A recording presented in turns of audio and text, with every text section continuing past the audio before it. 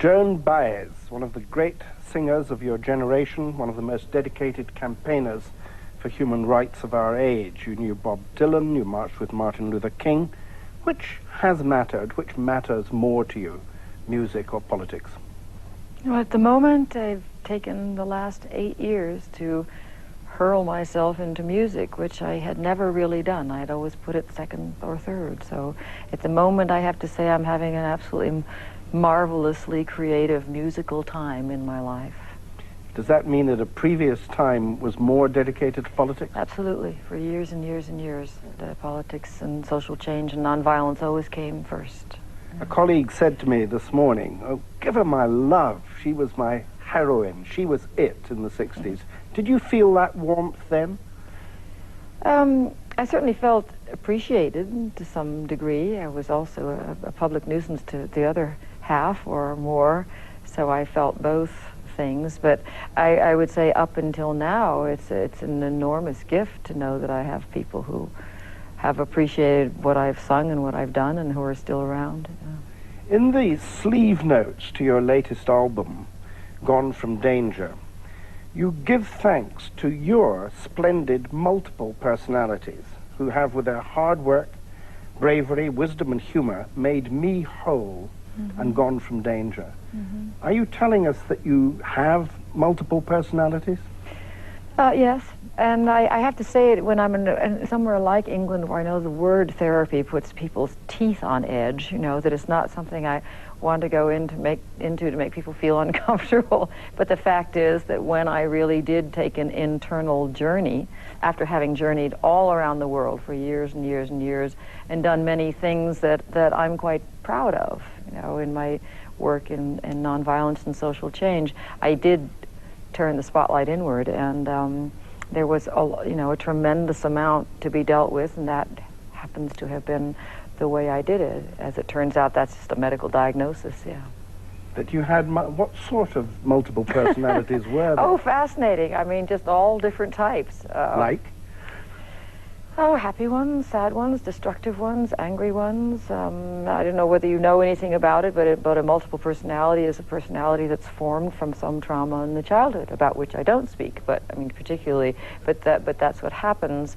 And then those personalities carry that information, and when one finally gets around to doing the therapy, if one has enough nerve, which it took me half a century to get, one discovers these personalities who speak really on their own, different voices, they take different forms, they will describe themselves, they have names.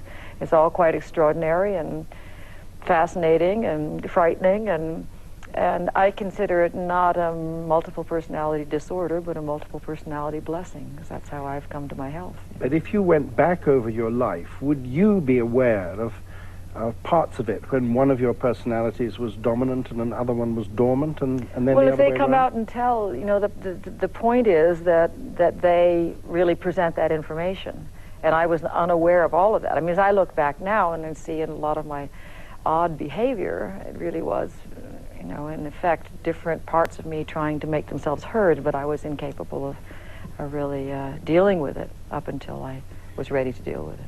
When you talk about a childhood trauma as having caused it, do you mean a specific event or a situation?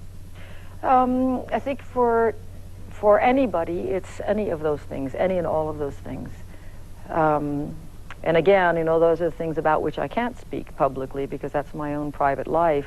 I think I wouldn't speak about any of this if I didn't think it could be useful to some people. I mean, all of my career, I received letters from people. I mean, in my first book, I wrote about phobias.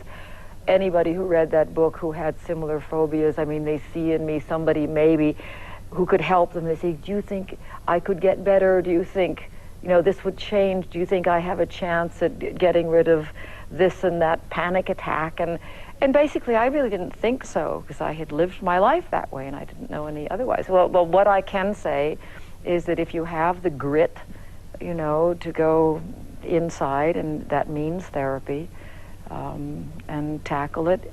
For me, I have rid myself of those things that were a burden and sorrowful and made me feel alone and made me frightened. They're gone, you know. So now I really have I'm gone from danger, and I have a chance at a different kind of life. What was the danger that you're now gone from? All of those things I just mentioned. It is symptomatic behavior that isn't any fun, you know, and the point being now, to me, because I have no interest in dwelling on that at all, but is what there is now a real pleasure in walking on the stage and sharing my voice. I'm able to see people in a very different way. I mean, there's some kind of a threat seems to be gone from my life, and so, you know, people say, oh, all these years you must be so tired of traveling. Well, it's just really become fun in a different way for me, and an artistic adventure, and I'm enjoying myself a great deal. What's different in your view about your music today from your music of previous Well, the years? music has always changed. I mean, I began singing rhythm and blues with the ukulele when I was 13, and then when I really fell in love with folk music, it was the beginning of the folk boom, so the very end of the 50s, and what I fell in love with was the ballads. I mean, obviously they spoke to my condition more than I even knew at the time. And then after a few years, I began singing the music of my contemporaries. And then, since my political foundation was already strong, those two parts of me really merged, and I did years of singing for and with and about causes, I mean, with Dr. King and so forth, and it came very, very naturally. And there were changes in that, and musical changes. I would say what stayed the same has really been the fact that I'm basically I'm an interpreter of folk music. It's simple music. It's music that has, I think, probably introspective qualities to it, certainly that pop doesn't have. So at the very beginning of my folk singing career, when I became well known, it was in a countercultural aspect. That is, I suppose, if you consider the top 40 to be cultural, but it's mainstream. So I was counter-mainstream. So in a sense, I'm still there. I mean, I've done that all these years. But this effort right now to a sudden realization that the vocal cords don't go on forever and ever, we recently decided... They've gone on quite a long time. They've gone on a hell of a long time. It's really extraordinary. Now I have to work now. At the beginning, I didn't have to work. I didn't know what a vocal exercise was. Now I have to do that every day, which I'm willing to do, at least for a while yet. You know, the latest decision was I didn't want to write songs anymore. So we really started canvassing. I say we very loosely. My manager went out and listened to hundreds and hundreds of new songwriters to find, you know, what suited me. Well, lo and behold, the songs are similar themes, but they reflect the times now. A song about sexual abuse of children, a song about the homeless, an anti-war song, a song about, basically it's about racism, it's about an immigrations officer interrogating a Mexican. But these are still very much causes. They are, yeah. And issues. Yeah.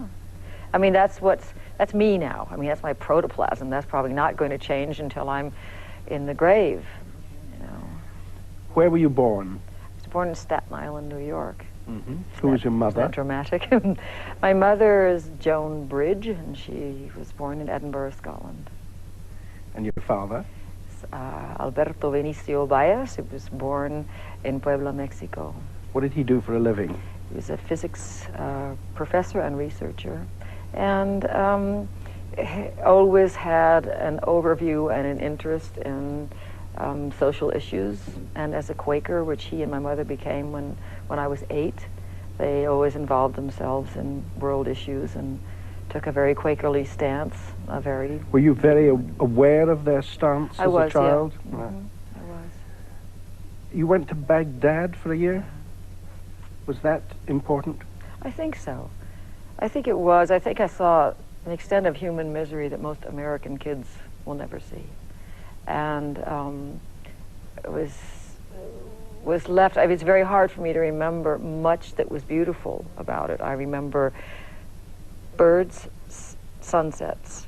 I remember the music, and I still love... I mean, that music is now a part of me. Even the Quran, the chants of the Quran in the morning and in the late evening. But it's true that most 10-year-olds will not never have to see what I saw there. Would you say you had a happy childhood?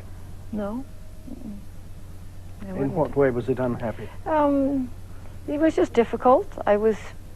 Felt different. I was generally lonesome, and I was a very sturdy little spirit, you know, and bashed on through. And I think my mother's quite extraordinary, and I think that the things that she gave me are things that still, I feel as though they still have saved my life. And classical music. I mean, she played classical music. My desert island disc of all times is probably Burling, singing, you know, classical Italian arias. And I can remember from when I was very, very young, playing on 78s.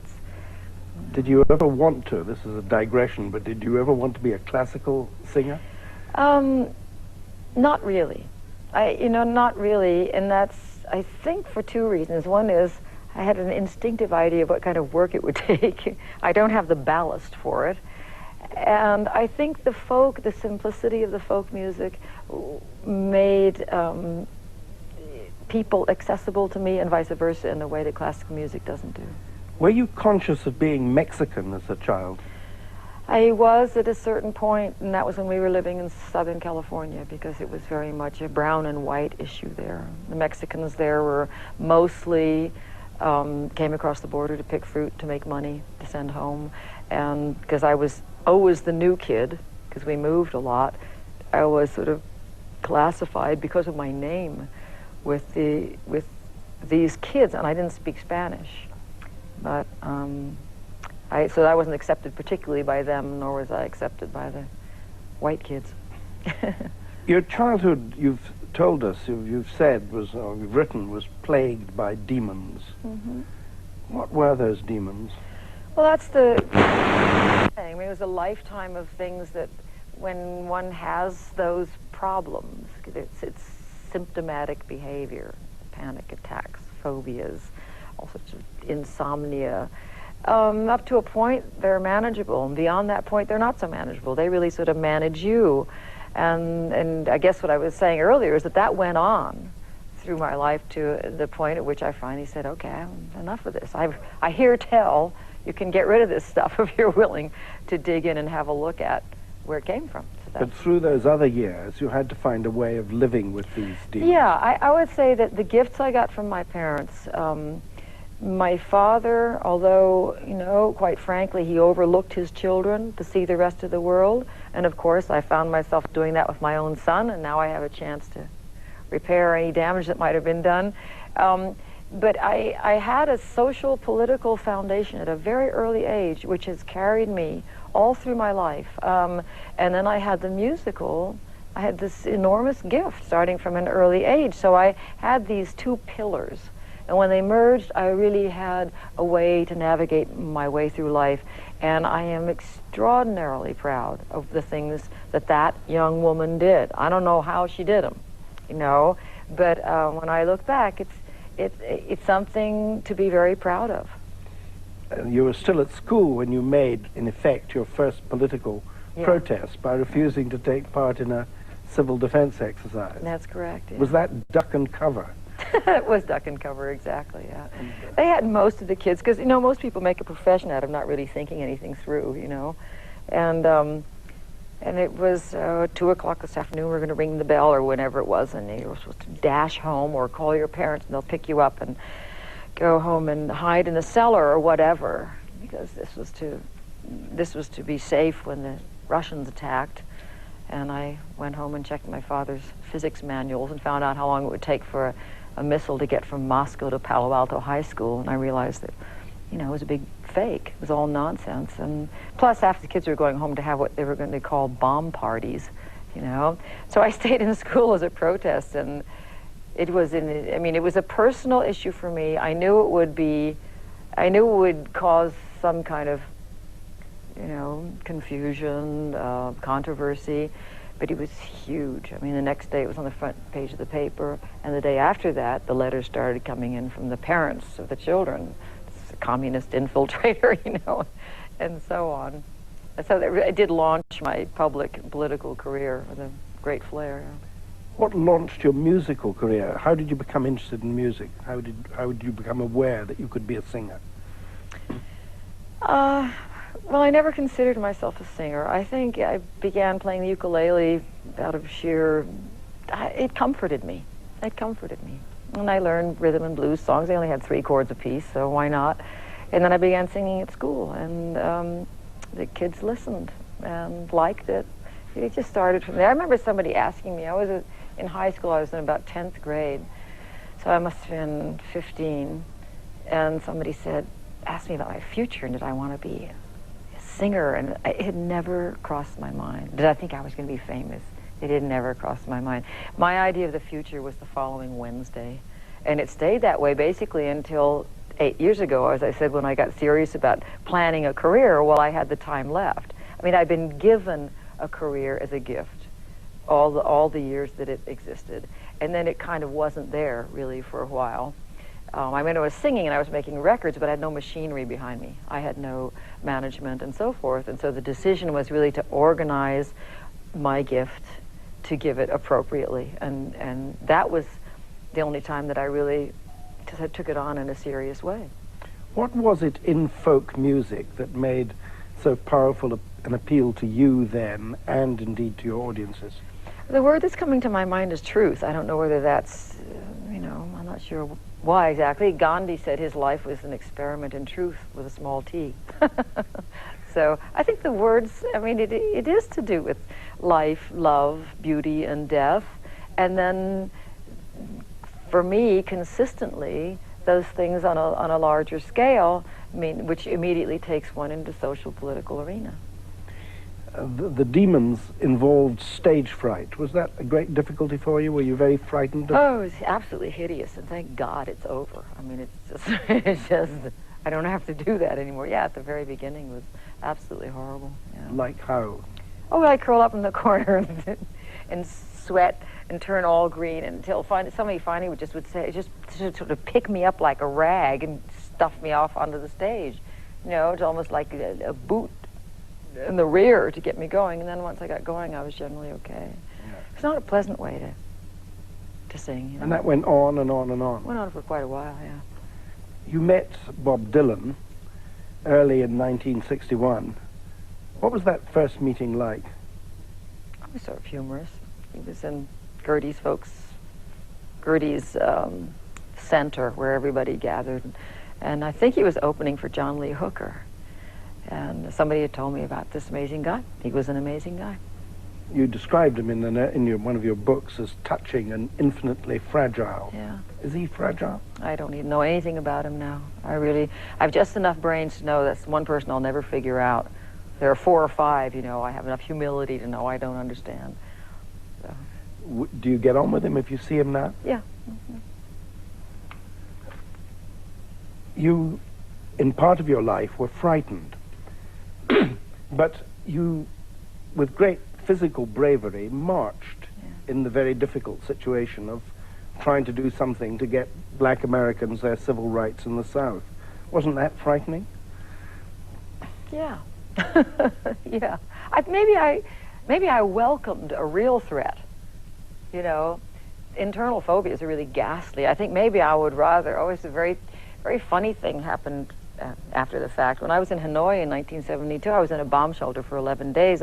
In and out of a bomb shelter. It was the American B-52s pounding Hanoi, and I was there with 3 other Americans visiting. While I was there, in the face of the possibility of real death, all my phobias vanished. And then when we left, to be in the bomb shelter praying to not die, and then feeling guilty because if the bomb didn't hit me, it was going to hit somebody else. It was kind of a no-win situation. And then in the airplane, leaving, we hit a thunderstorm. And I almost wanted to be back in the bomb shelter where, I was free of the old stuff. And it was, it was real, facing real death. Sometimes I think that people who grow up in a place like the United States we don't have enough noodles to really know when to be afraid. In Argentina, I was with the Mothers of the Disappeared in 1981, and the Baez Esquivel, who then won the Nobel Peace Prize, we were going to all march together with the mothers and who were looking for their disappeared children. And he left me for a few minutes, walked around the block, and a man approached him with a gun. And he was trembling when he came and told me this. I mean, he's white and he was trembling. I didn't have enough sensibility as a safe American kind of person to realize that that was, you know, that he could have been killed and I could have been killed. You know, so sometimes I was saved by just ignorance. Was King always brave and on top of things, Martin Luther King, or did he you show know, this? It's the people who are not on top of things who are really brave. He was terrified.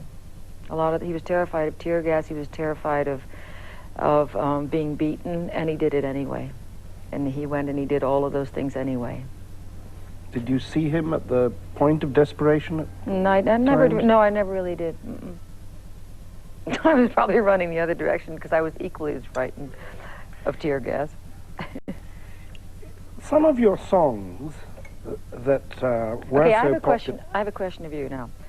You know that I really want to talk about what I do now. Are we coming to that, or are we going to get stuck in 1964 No, we and never can get get out of the 60s. Okay, We can well, get let's do out that of the now 60s. and then go back. What's that? Get out of the 60s? No. It would be a okay. wonderful idea to get out of the 60s. It's 1997. It's still a frightening world. Absolutely. Is that a statement or is that a question? It's a question. Oh, it's a question. Well, you know, happily for me, I've always been a cynic, and I've done whatever I've done with a healthy, cynical outlook. In other words, I'm not expecting too much of the human race because it's generally so ill-behaved that I don't think I'm going to change it.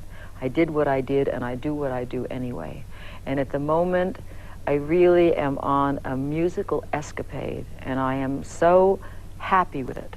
And I have found the music that really reflects the times now. I found the young people who write that music, and this is the third album I've made since I've been on this little escapade, you know, where I really tabled everything else that had been priority in my life for so many years and said, you know, it's really important to break those habits. What's here for me when I don't answer the telephone and say, yes, I'll fly to Bosnia, yes, I'll fly to Hanoi.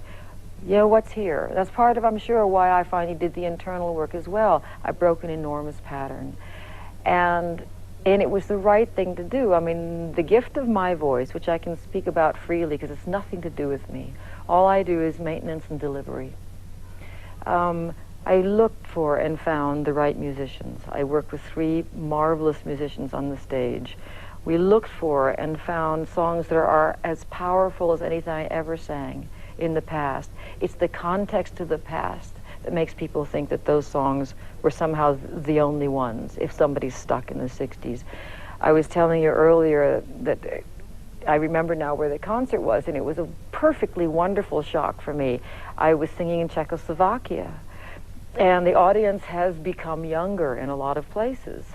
And it was a marvelous evening, and they're very bright, and at the end I thought, oh, well, they've all been so good listening to these new songs, I'll sing them Dona Dona. Well, there were so many young kids there, they didn't know the song. It was not the appropriate encore.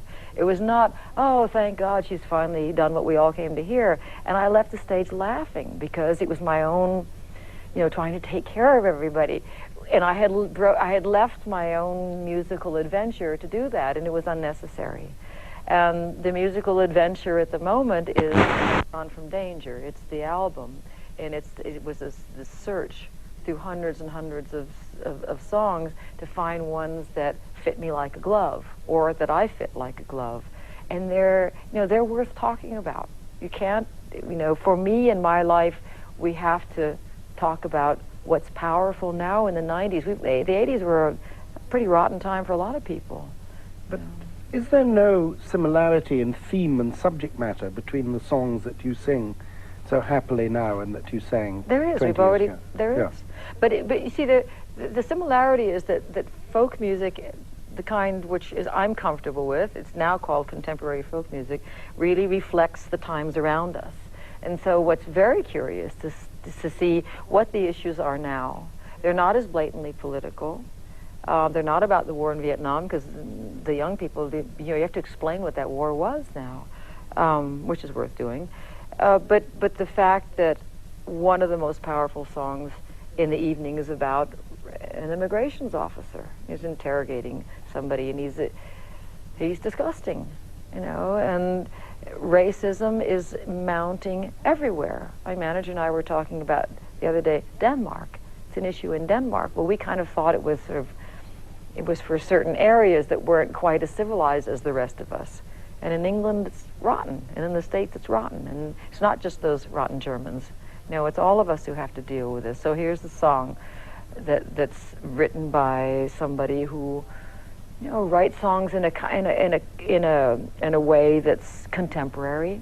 But for me, of course, it's comfortable because, as we discussed already, the musical foundation and the political foundation are the strongest foundations in my life.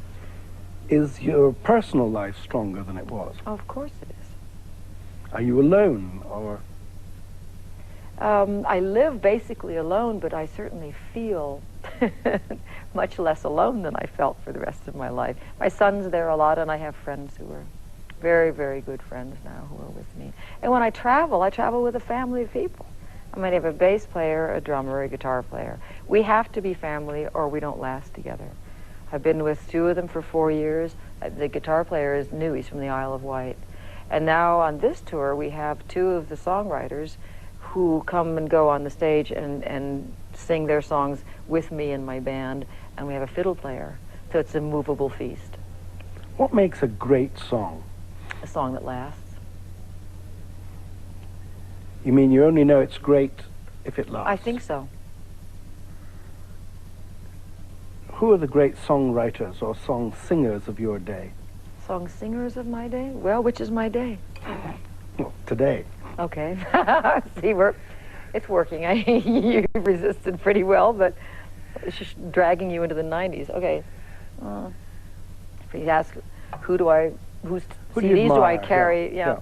Joni Mitchell's last CD, Turbulent Indigo, is absolutely brilliant. In my opinion, it's the best thing she ever did. She got a Grammy for the writing of it. Desert Island Disc of mine is Leonard Cohen's I'm Your Man, and the one he did just after that, Democracy, USA, called The Future, I guess it is. Currently, and then, you know, I mean, those are the people who've lasted all of these years, but the young writers now, Sinead Lohan, she's got 2 songs on this album. She's an Irish songwriter. She's brilliant. Dar Williams has got 2 songs on this CD, and I've worked with her personally, and she opened for me in a lot of places. She is writing songs which will last. If I could go back to the causes. But you can. Do you feel that you made a difference? I mean, you never stopped. You went from one cause to another. Right, okay, here's what I'll do with that question. I am hoping that whatever I have to add, whatever I have to contribute on a cultural level, that's what I'm doing now, and that it's moving for people. They tell me it is, and that the level of sharing that I do now, this is also a cause. I mean, you can say that it was a radical decision for me to decide to do music. Isn't that goofy, since this voice is what it is? So that culturally what I'm doing now is in effect a cause. I mean, there's enormous resistance. Somebody like yourself really thinks of me back then. And all of those causes that I did, this is just one more, is trying to present my musical self. And I know that I represent 35, 40 years of history. That is wonderful. I'm proud of it. And I refer to it in a concert in one way or another. And again, I mean, there are people, Marian Anderson, Kathleen Ferrier, Burling. These people didn't have any political statements to me, but they formed my spiritual and political background for my life and what I did. So I'm thinking, can I do that, you know, for people as well? In understandably concentrating on your musical personality and work today, you're not, however, denying the effect of your musical past, which, you know, knocked people over by the hundreds of thousands. Have I denied it for a moment? No, not at all. As I said, I am enormously proud of it. There's something very special, it seems to me, about one person, one woman, one voice, and one instrument. Something very simple and direct in that has characterized, in spite of the group of musicians you travel with now, the essence of what you're doing. First of all, I have two comments. One is I'd like to give you a ticket to my concert in London, just so that you can have, I have no idea what your response would be to that. The second is that when I went back to Czechoslovakia after I'd sung in Czechoslovakia when President Havel was a dissident. In fact, we have a picture of him carrying my guitar into the theater. And there was a huge row, and there were hundreds of policemen, and there was, you know, almost a riot and so on. Then I went back a year later, and he was president. And I sang the same song for him both times, and it was not even with a guitar. It was unaccompanied and moved away from the microphone. And of course, you know, that was, for him, the most powerful. And when I saw him after the concert, he was sitting in this little cafe he likes, and he was writing an essay about the power of the human voice over technology. So what you're saying, I think, is, you know, the absolute purity and directness of the human voice, or whatever I am when I do that alone, is enormous, yeah. How do you get on? Were you a good mother? How do you get on with your son? Those are two different questions. I thought I was a wonderful mother. I know I'm a better mother now, and I get on beautifully with him. He just spent a week with us in France. And, what makes you laugh? just about everything, as you might have noticed. Didn't always, though, did it? No. Took some work. Are you relaxing in your work, or do you relax outside your work? Both. Both. And how do you relax outside your work? I dance. I collect the eggs from my little chickens on my micro farm. I go camping. I walk. Do you walk for miles and miles? Well, probably not like the English. I better be a little careful when I say take a walk. I mean, I've walked with regular people, and then I've walked with the English, and it can be quite a commitment to say you want to take a walk in England. But no, in fact, I do walk like the English.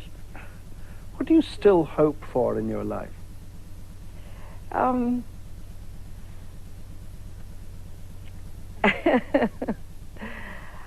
To continue on this path for a while right now. I don't want to, you know, I don't have I've done a lot. I don't have enormous dreams to reach at the moment.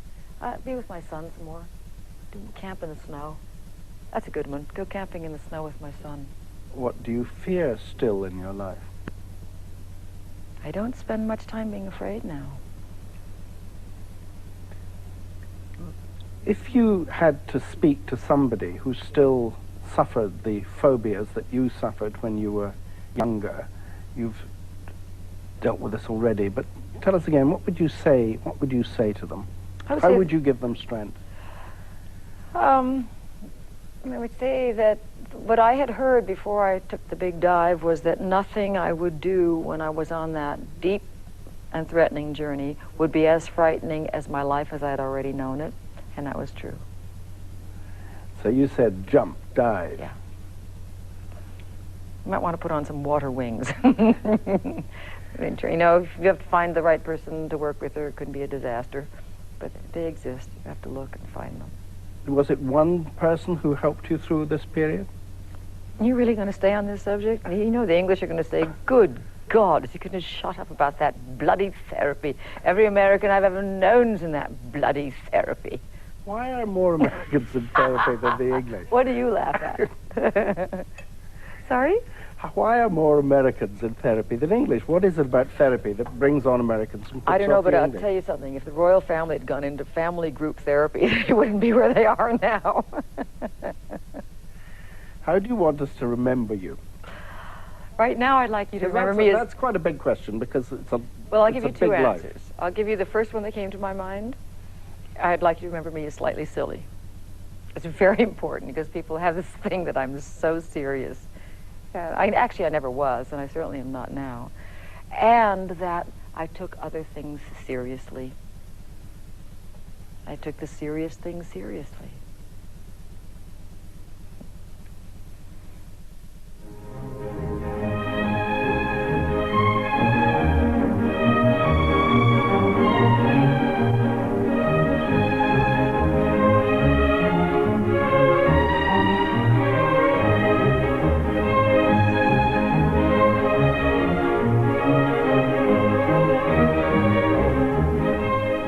Next week, we meet one of Ireland's most popular young writers, and definitely one of the funniest, when we're face to face with Roddy Doyle next Saturday night.